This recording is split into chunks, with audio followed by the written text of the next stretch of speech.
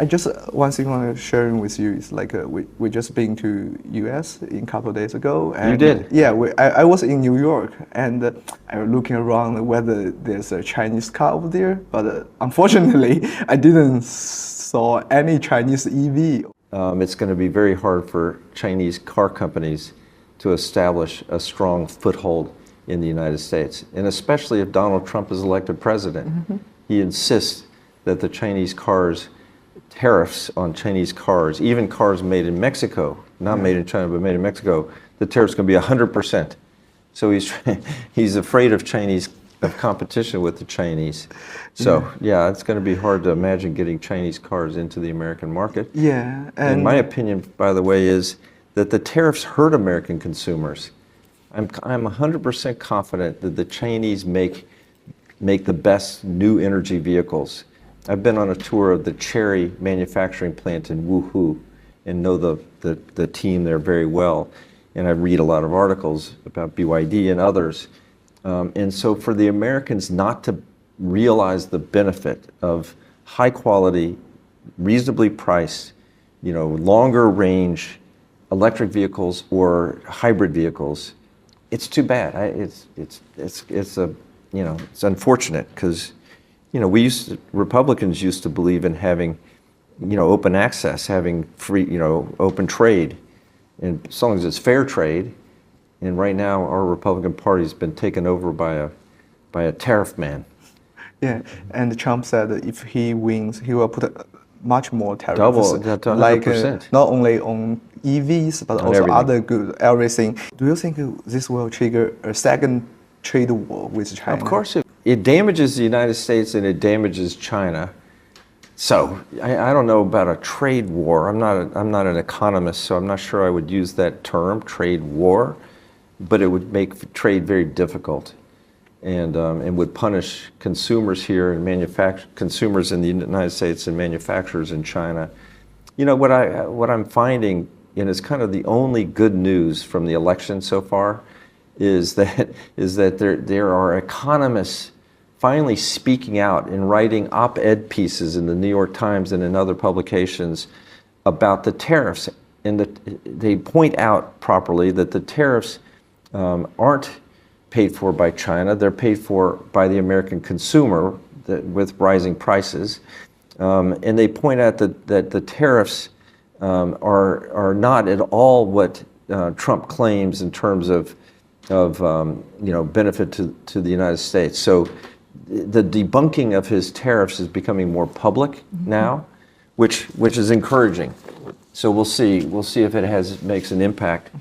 I'm definitely not a Trump fan because I think his economic policies would be very harmful to more harmful to the United States than Harris. And Harris is a Democrat, and I was raised in a Republican family. But Trump, I think, would be worse for the economy than Harris, and hopefully Harris will win. Like the economy relation between China and US was the ballast of the Sino-US relations. Yeah. And now this relation seems to be hurting. And how will this affect the China-US relations? I mean, it will continue to have the bilateral relationship spiral. My father often said that the US-China relationship is the most consequential, the most important bilateral relationship in the world. And he was right. My father recognized that China has become the second largest economy in the world, lifting hundreds of millions of people out of poverty in large measure because of our bilateral trade ties, which is something, as a freedom-loving American, is a great thing to take great pride in, because more people in China enjoy freedom. I was here in 1975 during the Cultural Revolution. Imagine the differences from 49 years ago when I first came to today, when people enjoy economic prosperity, when they achieve a certain level of wealth, the freedoms to send kids to schools and to travel and to pick businesses you want to engage in and find work that's satisfactory goes up. So there's been a massive freedom movement.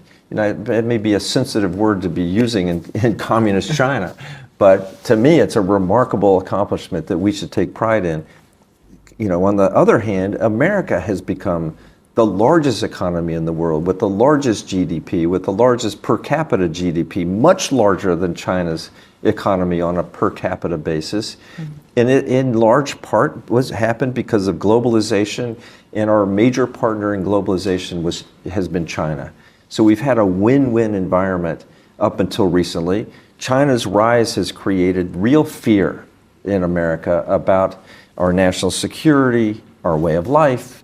You know, if you hear politicians talk, you know, it's like the communists are going to come and take over America. And the word communist used to mean, you know, You created for the Cold War. Communism used to be kind of what you would think of when you think of Maoist kind of communism. The communism that exists today is a very different. It has market orientation, it has capitalist elements, it has socialist elements, it has, you know, the well-being of people has really improved significantly under this form of communism. But the American politicians use the word in a very derogatory, negative way. There's a fear because of China's rise that we're going to be changed somehow or altered somehow. You know, it's kind of a zero-sum game. If you win, we lose. Well, that's not true. If you win, we win. If we win, you win. You know, everybody wins. There's a scenario out there where we both can win. But like a scholar, Thornton, just told me in another interview, he said that most American people don't believe win-win because in a sports, like no one only win, one winner. One winner. Yeah, How do you see this kind of rhetoric? I'm afraid that analysis is true today, that people perceive. Well, Trump says it. He says, you know, they're winning, we're losing, in talking about China.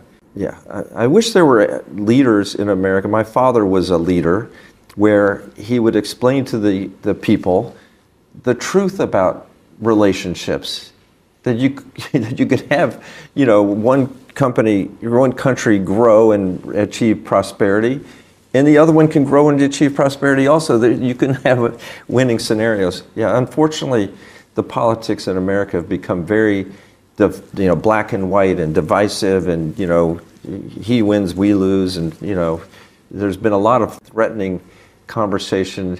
Republicans say that Kamala Harris is a communist comrade, Kamala, and that she's going to make our economy go into a deep hole.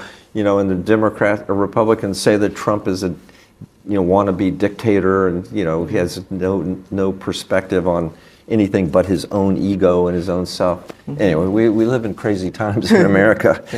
Yeah, you talk about freedom and globalization. For many people here in China now think actually U.S. was the leader of globalization, and the idea was shared by the collective West. But now China is a big supporter of globalization, and the U.S. is in favor of protectionism. How do you see this trend? I was recently listened to a podcast from an economist that explained that because of the disenfranchised population in America, you know, Donald Trump is exploiting a feeling in America among many, many people that they've been left behind. So they're the haves and the have-nots, and the have-nots are being led to believe that because of China's taking our jobs, because of globalization, their lot in life has been weakened. They're not getting the same. So the whole notion of globalization has become where it become to mean something that's been taken from you. And there are a lot of people in America that are not doing as well, and therefore are vulnerable to a message that says it's their fault, we're going to stop it, we're not going to do trade with them, or we're going to raise tariffs, get money from them. You know, the rhetoric is trying to play to that weakness in the American psyche right now that many people suffer. I do think there is a problem with income disparity. There are some very poor people, and there are some people that are doing better, obviously. And that's probably true in China as well, but China has a different way of addressing it. America is you know. Do you believe it's a domestic problem, or rather than blaming China? It definitely has, the seeds of it are domestic, but China's an easy target. It's an easy scapegoat. You know what I mean? So both parties are piling on and beating up China. You saw the crazy China week, 25 bills passed against China. Yeah. Yeah, I do think it's crazy. I think there's a lot of I know many scholars who are experts on China, China's development, and U.S.-China relations, who believe that the false narratives about China's intentions, as China rises, there's a fear that China, will want to take America's place as a global peacekeeper in the world, or with global influence, or that China is going to change our way of life, or the communism is going to slip into the American political system somehow, or culturally we're going to change. There's all these fears because of false narratives, and unfortunately, with the freedom we have in social media and communications, I can't imagine how we can, weed out fake from real news. I'm not sure that America has come close to solving the problem. Yeah, but as you said, America is a free country. Why it's so difficult to gather the truth about China in a country with free flow of information? That's my question. I was going to ask you, why do you think that? I have no idea. I think that because of our freedoms, people can say anything they want, whether it's true or not. And if you say it often enough, it becomes truth. Donald Trump has said over and over and over again that the Chinese are paying for the tariffs. The Chinese are paying for the tariffs. We know, economists know, everyone who can think for themselves knows that the American consumers are paying for the tariffs, not China. China is being punished through tariffs, and the manufacturing is being hit because of tariffs. For sure, there's a negative impact on China, but there's but the payment for these tariffs is coming from America. But if you say something over and over and over again, it becomes truth. And there's no way to correct that truth.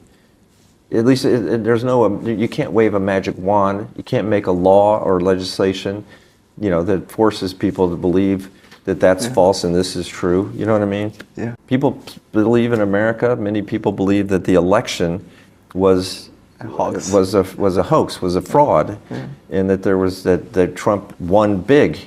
He didn't win big. It's become clearly established. There were court cases after court case that validated the election results in all these states, and yet Trump says it over and over and over again, and his people believe it. I don't understand it. In a day and age where we have such amazing communications and transparency, where anybody can get information easily, still these false narratives continue to be propagated, and you can't clean it up. I wish there was a way to wave that magic wand.